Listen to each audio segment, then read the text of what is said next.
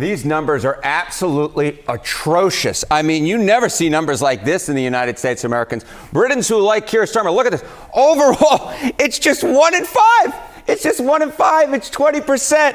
His own party, Labour, he's just at 52% there. I've even seen numbers with satisfaction of him in the teens. This is actually higher than the lowest number. We're talking just about 20%. You know, we always talk about Donald Trump being unpopular in this country, but Donald Trump looks downright like Abraham Lincoln compared to Keir Starmer's numbers at this point.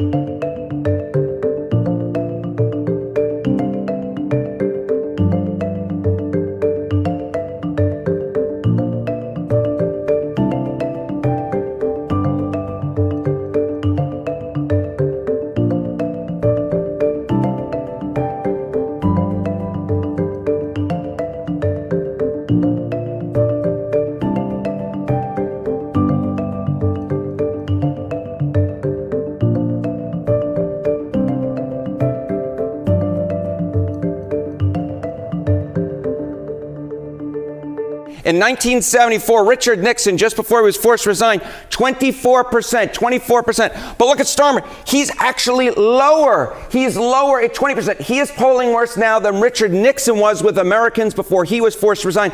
And I will note within their own party, they're both at about 50% popularity ratings. That, of course, is a very dangerous number because it's one thing if you don't have the support of the overall electorate, but when you don't even have the real support of your own party, those are the types of numbers that you can say adios amigos, goodbye, see you later.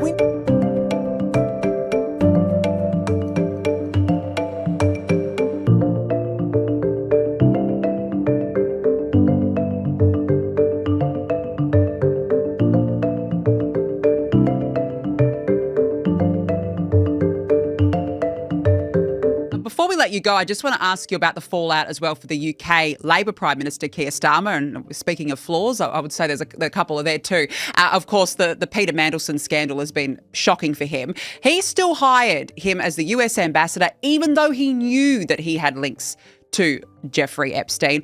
And now, of course, the Andrew allegations coming to light. Where does this leave him? Oh, I think Keir Starmer's in real trouble. He is in major difficulties. And in fact, if this Andrew thing hadn't broken, he may well have fallen. We tend to get through prime ministers at quite a rate of knots here in the UK in recent years. And Keir Starmer is clinging on for dear life at the moment. He's shown a number of missteps. And I think, the Peter Mandelson appointment as ambassador in the United States clearly has blown back on him in a big way. That isn't over yet. I think he's still got questions to answer. And we know that Parliament here in the UK in London has ordered a number of documents to be released. And they may produce further information about Keir Starmer's decision-making process, which may come back to bite him pretty hard. So I think he's flailing here, and the next 2 or 3 months are going to be quite instrumental because we have local elections, provincial elections here in the UK in early May, and the Labour Party are predicted to do very badly. So he's clinging on for dear life.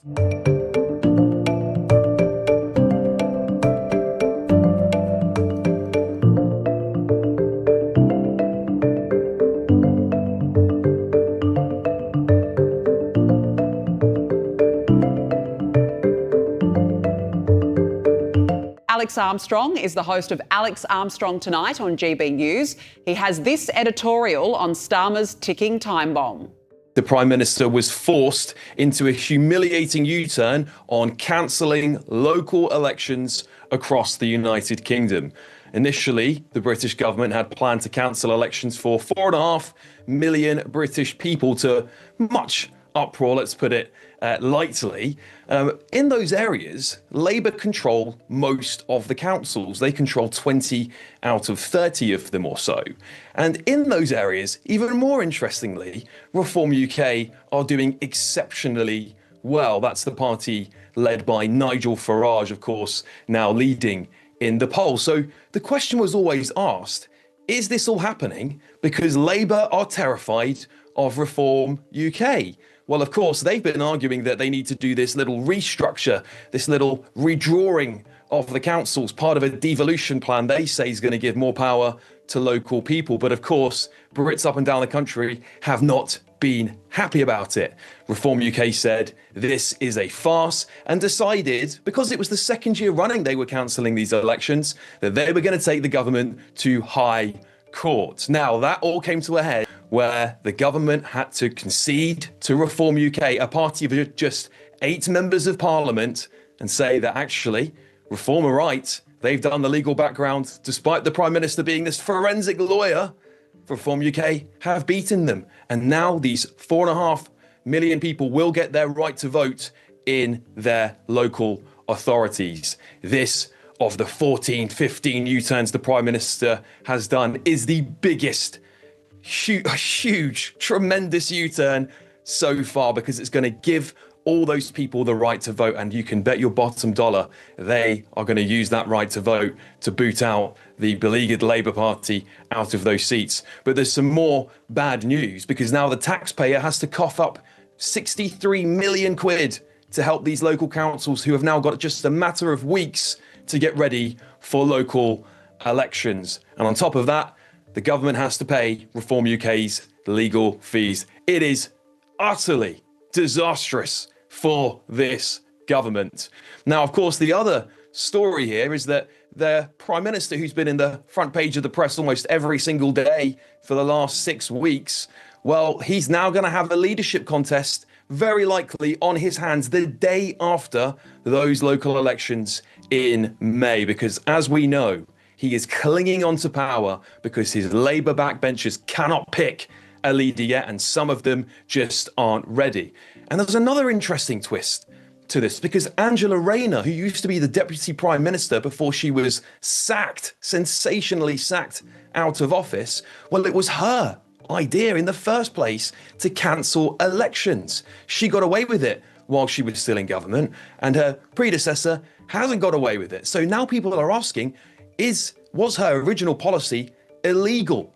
That's going to be another huge scandal sitting on this government's door, alongside the Mandelson files and the Chagos Islands. 2 are the massive, huge problems for this government. So when I say this is the most embarrassing U-turn so far, because it looks like with the Prime Minister's going to be in office for a couple more months, he's going to have a few more U-turns he's going to have to swallow. Can he survive till May at this rate? We're just going to have to wait and find out.